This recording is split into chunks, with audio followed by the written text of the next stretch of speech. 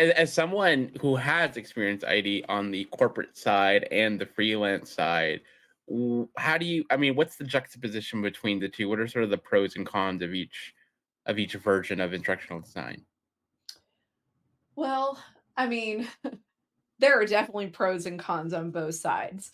I mean, on the corporate side, you've got steady income, you've got benefits, you've got paid vacation, right?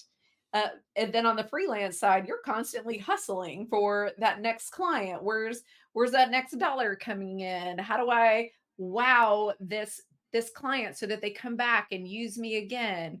Or, how am I, enticing them to come back?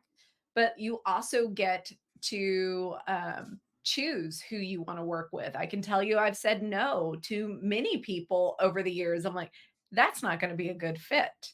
Whereas in, corporate, you can't say no to who you're going to work Right. with.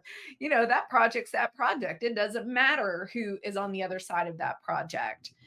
Um, in corporate, you're often navigating politics or you're navigating unrealistic deadlines, or maybe it's a capacity constraint where the workload is getting piled on and on and on, and there's just not enough of you to do all those different things.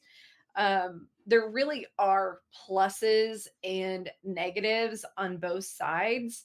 I don't know that I like one any more than the other, especially in today's world where more of us can work remotely, where I think that one of the things that I've always liked about freelancing or, being a business owner is that I can choose where I'm working from. I can also choose how often I travel to meet my clients.